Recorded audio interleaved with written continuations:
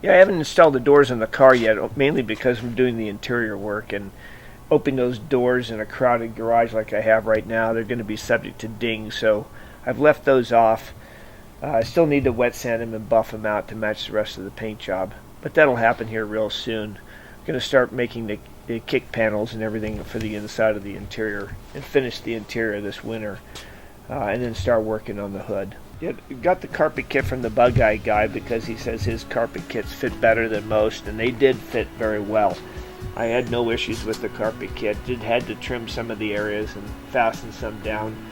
The big thing now is to get the seat frames sandblasted and put the bars underneath them and get them mounted in the car, and then start working on the seats.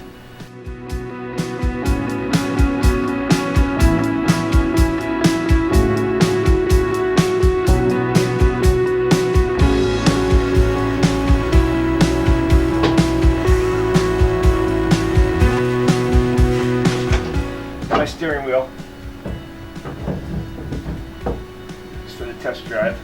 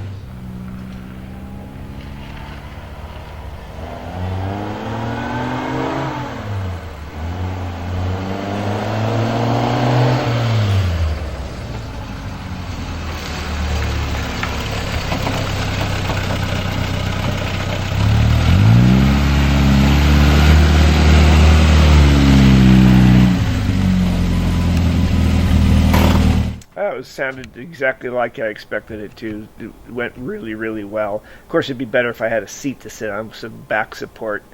Other than that, it sounded fantastic. Transmission shifts really well. Note out of the exhaust pipe sounds excellent.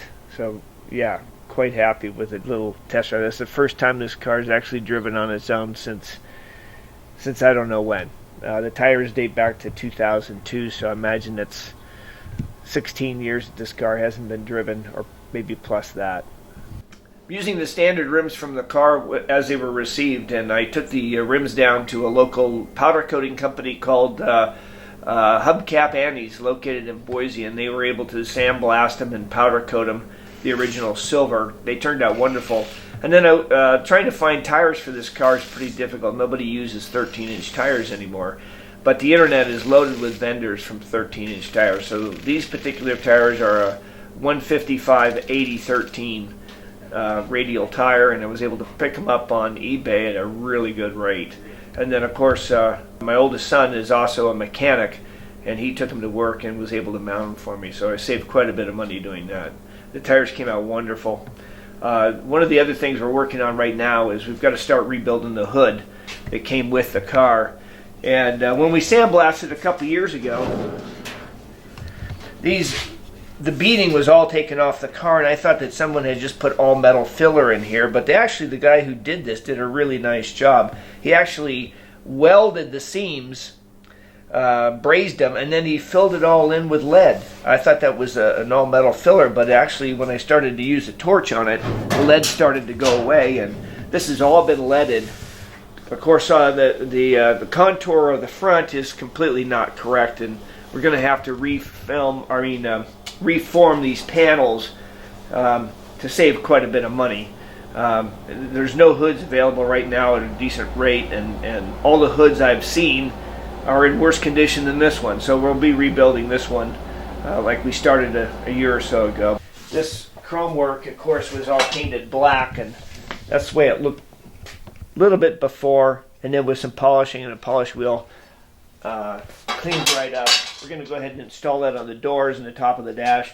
As you can tell, the dashboard is removed again. There was some chipping in the paint. Wasn't happy with the way that was looking, so we've decided to go ahead and wrap it with leather. We've got the color we're using is what's called Orlando Orange Crush.